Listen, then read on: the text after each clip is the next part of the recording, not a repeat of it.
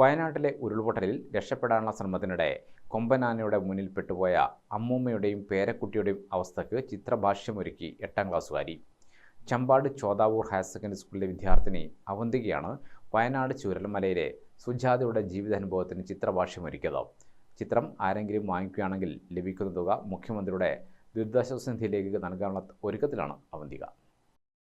ഖത്തറിൽ നിന്നും പിതാവ് സുരേഷ് കൂവാട്ടാണ് വയനാട്ടിലെ ഉരുൾപൊട്ടലിൽ രക്ഷപ്പെടുന്നതിനിടെ ചൂരൽമലയിലെ അഞ്ഞിശച്ചിലയിൽ സുജാതയ്ക്കുണ്ടായ വാർത്ത വാട്സപ്പിൽ ഷെയർ ചെയ്തത്. സുജാതയും കൊച്ചുമകളും രക്ഷപ്പെടാനുള്ള ശ്രമത്തിനിടെ കാട്ടാനയുടെ മുന്നിൽപ്പെടുന്നതും തന്റെ ദൈന്യത കണ്ട് കാട്ടാന ഒന്നും ചെയ്തില്ലെന്നും കണ്ണുകൾ നനഞ്ഞ് തനിക്കും കൊച്ചുമകൾക്കും നേരം പുലരും വരെ അനങ്ങാതെ കാട്ടാന കാവൽ നിന്നുമായിരുന്നു സുജാതയുടെ വാക്കുകൾ. കണ്ണീരോടെയുള്ള സുജാതയുടെ വാക്കുകൾ നെഞ്ചേറ്റിയ അന്ന് രാത്രി തന്നെ സുജാതയുടെ അനുഭവം ക്യാൻവാസിലേക്ക് മനോഹരമായി പകർത്തുകയായിരുന്നു മകൾ വരച്ച ചിത്രം സമൂഹ മാധ്യമങ്ങളിലൂടെ സുരേഷ് പങ്കുവച്ചതോടെ അഭിനന്ദന പ്രവാഹവുമായി. ആരെങ്കിലും ചിത്രം വാങ്ങിക്കുകയാണെങ്കിൽ ലഭിക്കുന്ന തുക മുഖ്യമന്ത്രിയുടെ ദുരിതാശ്വാസ നിധിയിലേക്ക് കൈമാറുമെന്ന് അവന്തിക പറഞ്ഞു.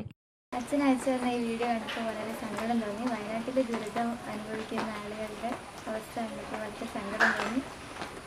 ഈ വീഡിയോ കണ്ടപ്പോൾ ഇങ്ങനൊരു ചിത്രം വരയ്ക്കാൻ എനിക്ക് തോന്നി. ഈ ചിത്രം വിറ്റ് കിട്ടുന്ന പൈസ ഞാൻ ദുരിതാശ്വാസ കേന്ദ്രത്തിലേക്ക് കൈമാറുന്നതായിരിക്കും. LKG മുതൽ ചിത്രം വരയ്ക്കുന്ന അവന്തിക ഇതിനോടകം നിരവധി സമ്മാനങ്ങൾ നേടിയിട്ടുണ്ട്. വീരേന്ദ്രൻ പള്ളൂരിന്റെ കീഴിലാണ് ചിത്രരചന അഭ്യസിക്കുന്നത്.